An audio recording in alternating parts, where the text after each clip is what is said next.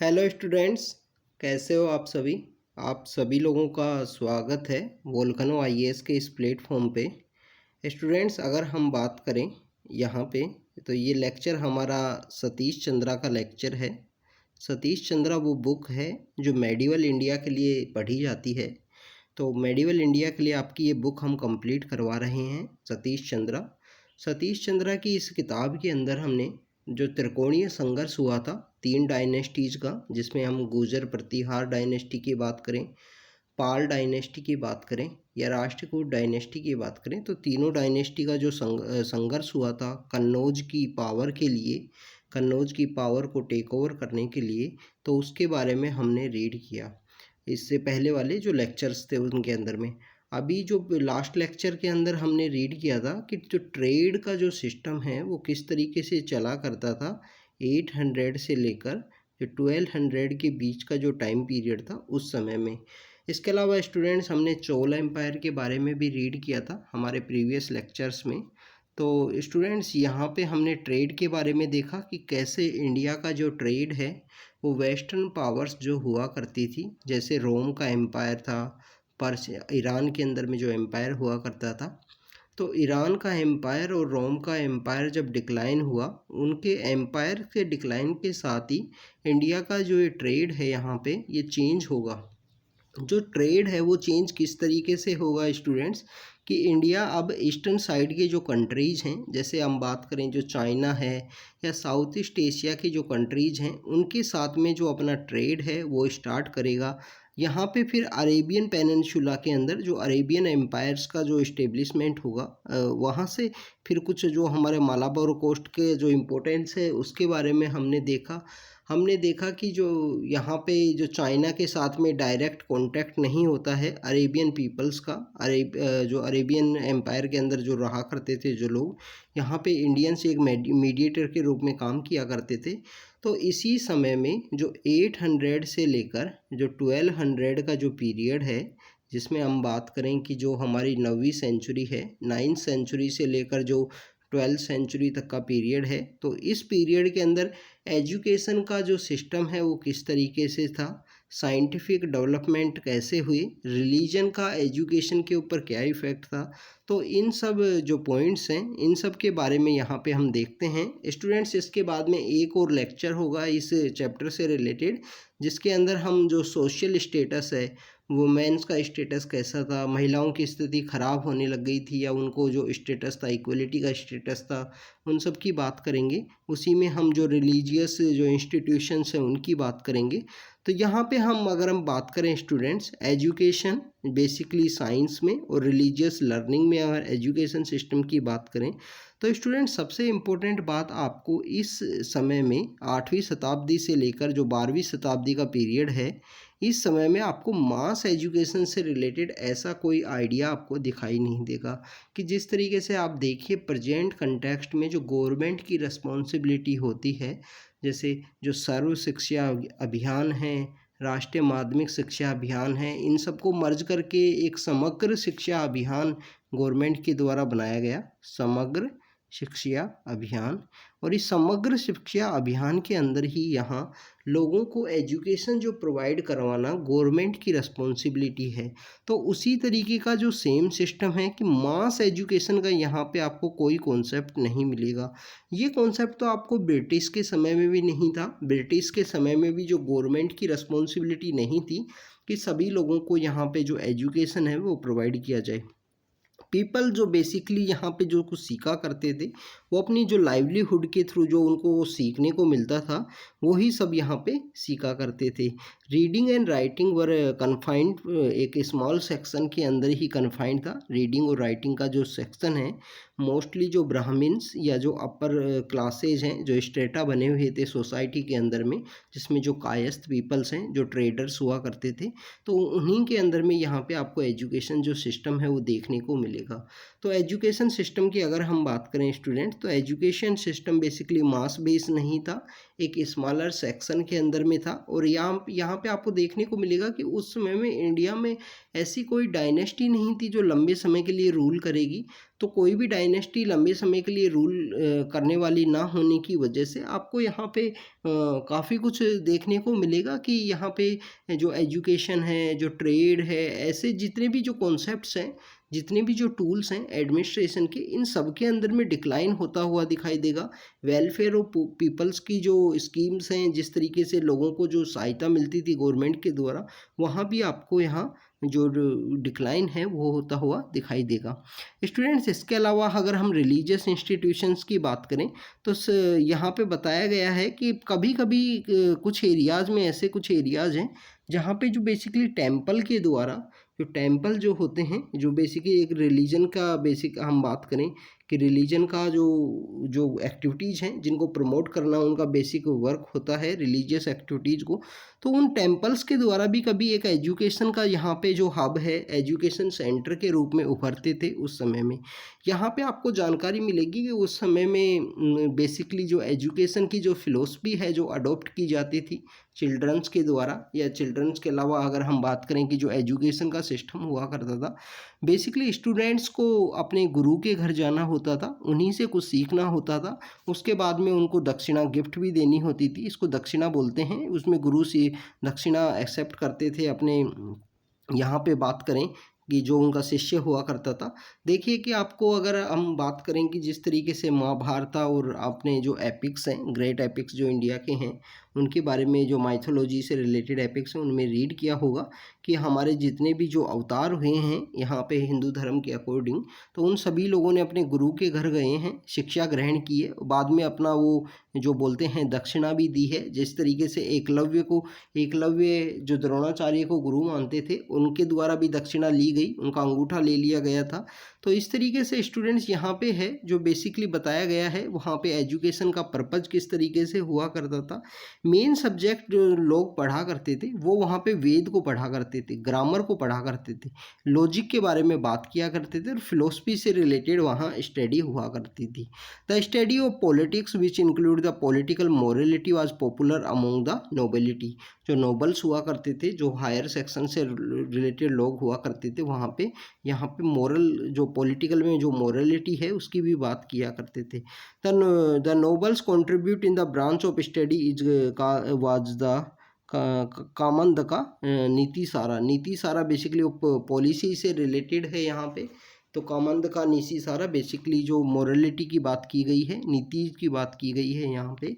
इसके अलावा स्टूडेंट्स अगर हम बात करें जो कायस्थ पीपल्स हुआ करते थे, कायस्थ बेसिकली जो ट्रेडर्स, जो बिजनेसमैन से रिलेटेड जो सेक्शंस थे सोसाइटी के, उनके द्वारा यहाँ खुद का एक टीचिंग सिस्टम था, खुद का यहाँ पे एडमिनिस्ट्रेशन सिस्टम था, including the accountancy, science, including mathematics, astronomy, medicine were also taught at many centers. Thus the Arab एक एस्ट्रोनॉमर हैं, अबू मसीर यहाँ पे बनारस के अंदर काफ़ी 10 साल के आसपास रहते हैं 9वीं शताब्दी के समय में, और यहाँ से वो काफ़ी कुछ सीख के जाते हैं। इसी तरीके से आपको देखने को मिलेगा कि जो मर्चेंट्स हैं उनमें उनकी जो सन हैं उनको स्पेशल ट्रेंड किया जाता था कि जो बिजनेस से रिलेटेड जो एक्टिविटीज़ हैं, अगर हम बात करें कि जो उस समय के कंटेक्स्ट के अकॉर्डिंग जो MBAs हुआ करते थे, जो उस समय के अकॉर्डिंग जो MBA की स्टडी हुआ करती थी ये, कि वहाँ पे जो एडमिनिस्ट्रेशन है उसको संभालने से रिलेटेड, जो बिजनेस की जो एक्टिविटीज़ हैं उनको यहाँ पे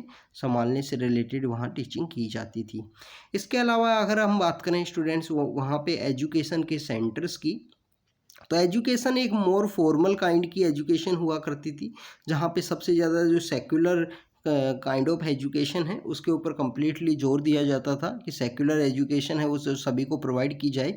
एक पॉलिटिकल नोबिलिटी, पॉलिटिकल यहाँ मोरलिटी वाली बातें हैं वो सिखाई जाती थी। यहाँ पे स्टूडेंट्स आपको एक और जानकारी मिलेगी, जो बुद्धिस्ट पीपल्स हुआ करते थे उनके जो चैत्य एंड विहार हुआ करते थे, जिसमें इनकी विहाराज हैं जो यहाँ पे एक लर्निंग सेंटर के रूप में उभरेंगे। इसके अलावा आपको जानकारी मिलेगी कि नालंदा जो है बिहार के अंदर में, वो सबसे फेमस मोनेस्ट्री इनका यहाँ लर्निंग सेंटर के रूप में उभर के आएगा।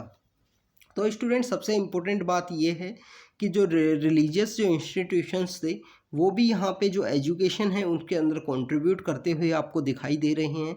जैसे देखिए कि आप जो टेम्पल्स हैं वो कई कई जगह, कुछ ऐसी जगह हैं जहाँ पे वो कुछ जगह पे आपको लर्निंग सेंटर के रूप में दिखाई देंगे। नालंदा यहाँ पे जो बुद्धिस्ट मोनेस्ट्री के रूप में काफ़ी फेमस है, नालंदा भी यहाँ पे एक आपको लर्निंग सेंटर के रूप में दिखाई देगी। इसके अलावा कुछ और भी लर्निंग सेंटर के रूप में उस समय में इमर्ज होगा, जैसे विक्रमशिला है। विक्रमशिला की बात करें, जो पाल डायनेस्टी के द्वारा विक्रमशिला यूनिवर्सिटी है जिसका इस्टेब्लिशमेंट हुआ। इसके अलावा आपको उदानपुर आपको एक और जगह है, वो आपको बिहार के अंदर है, वो भी यहाँ पे आपको लर्निंग सेंटर के रूप में दिखाई देगी। इन्हीं लर्निंग सेंटर्स पे आपको दिखाई देगा कि जो तिब्बत है, तिब्बतियन पीपल्स हैं, वो यहाँ पे आएंगे। यहाँ पे आने के बाद में बहुत कुछ सीख के जाएंगे वापस यहाँ से। इन दी सेंटर जो एजुकेशन जो बेसिकली हुआ करती थी, most of the residents was the free for meeting the expense. Lavish grants of money and land were given to these education centers by the rulers. Thus Nalanda had a grant of the 200 villages. 200 villages का इनको grant दिया जाता था in learning centres को। तो सबसे important बात ये है, जो अभी हमारे यहाँ पे जो फ्री एजुकेशन की, राइट टू एजुकेशन की जो बातें की जाती हैं, ऐसे कुछ सेंटर्स हुआ करते थे जहाँ पे उस समय में राइट टू एजुकेशन है वो प्रोवाइड की जाती थी। जो राइट है एजुकेशन का, जो फ्री एजुकेशन है, राइट टू एजुकेशन जो है वो वहाँ पे प्रोवाइड की जाती थी उस समय में। नालंदा की बात करें या उसके अलावा जो विक्रमशिला है, जो सेंटर्स हैं जो उभरे उस समय में। इसके अलावा स्टूडेंट्स जो कश्मीर है, कश्मीर भी वो उस समय में एक एजुकेशन के सेंटर के रूप में इमर्ज होता है। यहाँ पे जो भगवान शिव को जो मानने वाले लोग थे, जिनके अंदर में डिवाइड होता है सेवाइट्स एंड द वैष्णवाइट्स, जो भगवान शिव को जो मानने वाले लोग हैं उनके लिए एक रिलीजियस सेंटर के रूप में, उनके लिए यहाँ पे एक लर्निंग सेंटर के रूप में कश्मीर है उस समय में इमर्ज होता है। इसके अलावा आपको जानकारी मिलेगी कि जो हमारे हिंदू धर्म के अकॉर्डिंग जो मठ होते हैं, जो रिलीजियस यहाँ पे पीठ होती हैं जिनको हम मठ बोलते हैं, तो ये मठ भी ऐसे यहाँ पे रिलीजियस जो लर्निंग सेंटर हैं उसके रूप में उभरते हैं। तो स्टूडेंट्स यहाँ पे आप देखिए कंप्लीटली विक्रमशिला आपने देखा, नालंदा के बारे में आपने देखा कि जो बुद्धिस्ट मोनेस्ट्रीज हैं जिसके अंदर जो नालंदा की मोनेस्ट्री है वो भी एजुकेशन के रूप में उभरती है। इसके अलावा स्टूडेंट्स आपने देखा कि जो टेम्पल्स हैं वो भी यहाँ पे एजुकेशन के पर्पस से इमर्ज होते हैं। तो आप देखिए कि जो रिलीजन है, रिलीजियस जो इंस्टीट्यूशंस हैं या हमारे जो एजुकेशन इंस्टीट्यूशंस हैं, तो एजुकेशन इंस्टीट्यूशंस के रूप में बहुत सारे ऐसे रिलीजियस इंस्टीट्यूशंस हैं जो आपको वर्क करते हुए दिखाई देंगे। जब हम बात कर रहे हैं मठ की, तो मठ के अंदर आपको जो श्रृंगेरी का मठ है, जहाँ पे हमारे जो शंकराचार्य हैं उनका जन्म हुआ था श्रृंगेरी के अंदर में। श्रृंगेरी उनके लिए काफ़ी फेमस है, काफ़ी ज़्यादा उनके साथ एसोसिएटेड रही है। कालडी के अंदर जन्म हुआ था स्टूडेंट्स, श्रृंगेरी उनसे ज़्यादा एसोसिएटेड रही है। तो श्रृंगेरी एंड मदुरई जो हैं यहाँ पे इम्पोर्टेंट मठ हैं जो लर्निंग सेंटर के रूप में इमर्ज होते हैं। The various center of education provides a great impact to discussion religion and philosophy begins is the main topic. बहुत सारे ऐसे सेंटर्स हैं जहाँ पे आपको मैथमेटिक्स या आपको जो साइंटिफिक टेक्नोलॉजी है उससे रिलेटेड आपको जानकारी यहाँ पे मिलेगी। Philosophical education was not considered complete till the philosopher had visited various center of learning in different part of the country, held discussion with the scholars there. The manner in which idea could be transmitted through the country was important in holding and strengthening the cultural unity of India. तो यहाँ पे बताया जाता है कि कोई भी जो आइडिया है उनका यहाँ पे डिस्कशन हुआ करता था। डिस्कशन एंड डेलिब्रेशन को यहाँ इम्पोर्टेंट पैरामीटर रखा गया है। कोई भी फिलोसफिकल जो आउटकम आता था डिस्कशन का, उसको वहाँ पे जो रिसर्चर जो स्कॉलर्स हैं उनके द्वारा हर एक सेंटर के ऊपर घूमा जाता था, हर एक जगह से उससे रिलेटेड जो डिस्कशन है वो किया जाता था। जब कोई नॉलेज है उसको यहाँ पे कम्प्लीटली जो सच है वो माना जाता था। तो इस तरीके से आपको शो किया जाता है कि एक्सपेरिमेंटेशन वहाँ पे एजुकेशन के अंदर में था। लोग एजुकेशन से रिलेटेड जो एक्टिविटीज़ हैं उनको कम्प्लीटली वहाँ पे इस तरीके से उनको ऑब्जर्व किया करते थे।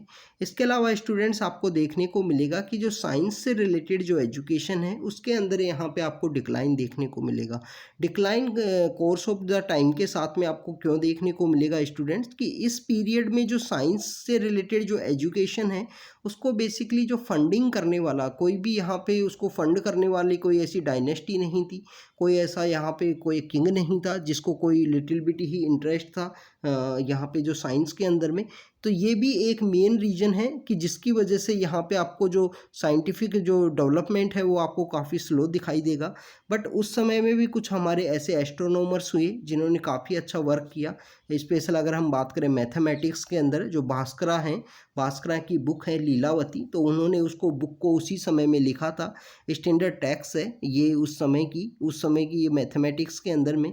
इसके अलावा स्टूडेंट्स हमको यहाँ जानकारी मिलेगी कि जो मेडिसिन के अंदर में जो सर्जरी के अंदर में इंडिया काफ़ी डेवलप हुआ करता था एंशिएंट समय में, वो यहाँ पे डिक्लाइन होना शुरू होगा। एजुकेशन बेसिकली हम बात करें जो टेक्निकल एजुकेशन है वहाँ पे इंडिया का यहाँ पे डाउनफॉल आएगा, यहाँ पे डिक्लाइन होना शुरू करेगा। इसके अलावा जो मरकरी है, मिनरल्स हैं, इनको यूज किया गया फील्ड ऑफ मेडिसिन के अंदर में।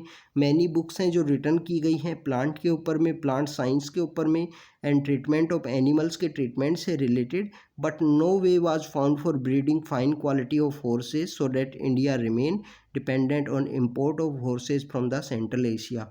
तो यहाँ पे इंडिया सेंट्रल एशिया के ऊपर जो हॉर्सेज हैं उनके यहाँ इंपोर्ट के ऊपर डिपेंड हुआ करता था। ये तो स्टूडेंट्स हमने यहाँ पे जब राष्ट्रकूट डायनेस्टी के बारे में भी देखा था, जब हम बात करें कि हमने उस समय में जो गुर्जर प्रतिहार डायनेस्टी है उसके बारे में भी देखा, तो उस समय भी हमको पता था कि जो हॉर्सेज हैं, जो कैवलरी के लिए जो हॉर्सेज की जो ज़रूरत है वो हॉर्सेज बेसिकली इंपोर्ट किए जाते थे सेंट्रल एशिया से उस समय में।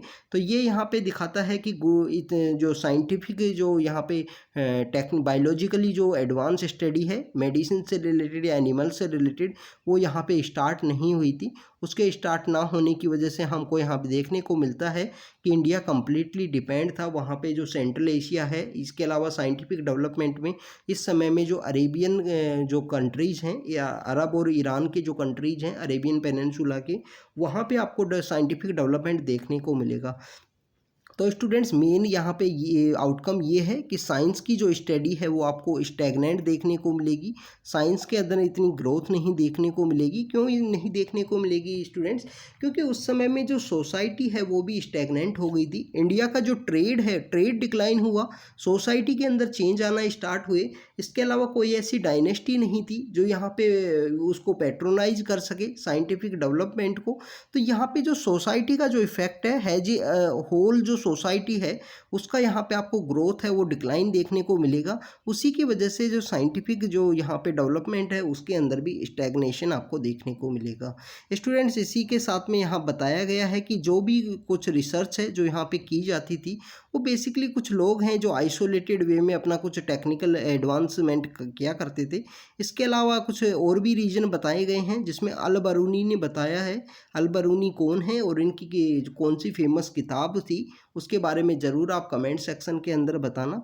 अल बरूनी ने बताया कि tendency for the Indians to isolate themselves from the main current of scientific throw outside India, this is the reflection in the writing of Al-Biruni, a noted scientist and scholar from Central Asia who lived in India for about 10 years during the early parts of the 11th century। तो यहाँ पे India completely जो scientific development में यहाँ stagnant हो गया, यहाँ पे आइसोलेटेड हो गया। वर्ल्ड के साथ में जो साइंटिफिक डेवलपमेंट होना चाहिए था 11वीं शताब्दी के समय में वो नहीं हो पाता है। आप देखिए कि 11वीं शताब्दी के ऊपर में जो सेंट्रल एशिया की बहुत सारी जो डायनेस्टीज़ हैं, बहुत सारे जो इन्वेडर्स हैं, उनके द्वारा अटैक किया गया है इंडिया में उस समय में। तो वहाँ पे इंडिया के अंदर जान बचाना सबसे बड़ा डिफ़िकल्टी हो रही थी उस समय। तो पहले तो अपने आप को प्रोटेक्ट किया जाए, साइंटिफिक डेवलपमेंट ये सब तो बाद की बातें हैं। तो उस समय में बेसिकली यहाँ प्रोटेक्शन ही सबसे बड़ा इंडिया के लिए प्रायोरिटी थी, जो किंग्स हैं, जो यहाँ सिटीजन्स हैं उनकी। इसके अलावा अल बरूनी ने अपनी किताब में बताया है जो यहाँ पे जो लर्निंग सेंटर हैं, इसके अलावा यहाँ पे जो लर्निंग सेंटर्स के ऊपर जो लोग बैठे हुए थे वो बेसिकली कम्प्लीटली फूलिश थे, कम्प्लीटली यहाँ पे अनएजुकेटेड थे और उनको एजुकेशन का इतना इम्पोर्टेंस ना होने की वजह से बेसिकली यहाँ बताया गया है कि जो सत्ता है, जो उस समय में जो पावर थी एजुकेशन से रिलेटेड, वो उन लोगों के हाथ में थी जिनको एजुकेशन में टेक्निकली एडवांसमेंट में कोई इंटरेस्ट नहीं था। सभी सेक्शंस हमारी सोसाइटी के एजुकेशन में इंटरेस्टेड कंट्रीब्यूट नहीं किया करते थे। बहुत सारे लोगों को एजुकेशन नहीं मिला करती थी। उस समय में कुछ लोग जो बैठा हुआ करते थे जो पावर के ऊपर में, वो यहाँ पे सेल्फ सेंटर्ड थे। इस तरीके से अलबरूनी ने अपनी किताब में बताया है। उस समय में कास्ट सिस्टम के ऊपर सोसाइटी है वो काफ़ी ज़्यादा डिवाइड थी। डिवाइड होने की वजह से हमको जानकारी मिलेगी कि जो सभी लोग हैं, आप देखिए कि उस समय में डिप्रेस क्लास से कोई स्टूडेंट है, डिप्रेस क्लास से कोई पर्सन है, उसको इंटरेस्ट है कि एजुकेशन के अंदर में यहाँ साइंटिफिक डेवलपमेंट में कुछ करे, तो उन लोगों को अलाउ नहीं था, एजुकेशन से रिलेटेड ही अलाउ नहीं था। तो ये बेसिकली जो सोसाइटी का जो डिवाइड है ये भी यहाँ पे काफ़ी हार्मफुल साबित हुआ इंडिया के उस समय में जो साइंटिफिक डेवलपमेंट। एंशिएंट समय में इंडिया का साइंटिफिक डेवलपमेंट काफ़ी अच्छा था, बट आपको देखने को मिलेगा कि जैसे जैसे मेडिवल का जो समय आएगा, जैसे जैसे इन्वेडर्स आएंगे बाहर से, यहाँ पे जो साइंटिफिक डेवलपमेंट है वो काफ़ी लो साइड में चला जाएगा। सेकेंड रीज़न ये भी है स्टूडेंट्स कि जो साइंटिफिक डेवलपमेंट हुआ, वर्ल्ड के साथ में कनेक्टिविटी ना होने की वजह से हमारा जो साइंटिफिक डेवलपमेंट है उसको रिकॉग्निशन नहीं मिला। अगर वो रिकॉग्निशन समय के साथ में कोई भी अगर आपने कोई रूम के अंदर बैठ के कोई भी आपने एक्सपेरिमेंट कर दिया, अगर आप उसको कहीं साइंस पेपर्स के अंदर पब्लिश नहीं करोगे, कहीं पे आप एविडेंस के रूप में शो नहीं करोगे, तो आपको उसको रिकॉग्नाइज कैसे मिलेगा, रिकॉग्निशन कैसे मिलेगा। तो इस तरीके से उस समय में इंडिया का जो भी साइंटिफिक डेवलपमेंट हुआ उसको रिकॉग्निशन नहीं मिला। तो स्टूडेंट्स इस छोटे से लेक्चर में हमने वहाँ पे एजुकेशन के बारे में जाना कि रिलीजियस इंस्टीट्यूशंस वहाँ एजुकेशन के रूप में काफ़ी ज़्यादा हेल्प किया करते थे। कुछ ऐसे इंस्टीट्यूशंस भी थे जहाँ पे फ्री एजुकेशन मिला करती थी। इसके अलावा स्मॉल सेक्शन ऑफ सोसाइटी है जिनको प्रॉपरली जो एजुकेशन है वो प्रोवाइड हुआ करती थी। 8वीं से 11वीं शताब्दी के 12वीं शताब्दी के अंदर हमको जानकारी मिलेगी कि वहाँ पे उस समय में बेसिकली कुछ जो स्मॉल सेक्शंस हैं वहाँ एजुकेशन हुआ करती थी। इसलिए जो इसके अलावा जो मास एजुकेशन है उसका पर्पज़ नहीं था सोसाइटी के अंदर में। अगर हम साइंटिफिक डेवलपमेंट की बात करें वो हमारा डिक्लाइन हुआ है, बट कुछ ऐसे लोग हैं जो बनारस के अंदर पढ़ के गए हैं, कुछ ऐसे अलबरूनी ने अपनी किताब में रखा है यहाँ पे जो लैकिंग होने की वजह से। इसके अलावा जो भास्करा हैं, लीलावती, जो उन्होंने मैथमेटिक्स से रिलेटेड जो किताब लिखी है उन्होंने वो किताब है वो इसी समय में लिखी है अपनी। तो कुछ ऐसे डेवलपमेंट भी हुए हैं। तो ये हमारा बेसिकली 800 से लेकर 1200 के पीरियड के बीच में साइंटिफिक डेवलपमेंट को अंडरस्टैंड करना था रिलीजियस पॉइंट ऑफ व्यू से, एजुकेशनल पॉइंट ऑफ व्यू से। तो ये सब हमने देखा, स्टैग्नेशन के जो कारण हैं वो हमने देखे। तो स्टूडेंट्स आज के लेक्चर में इतना ही रखते हैं। नेक्स्ट लेक्चर के अंदर हम यहाँ पे सोसाइटल जो डेवलपमेंट हुआ, सोसाइटल जो चेंजेज आए उनके बारे में देखेंगे। तो student thank you very much.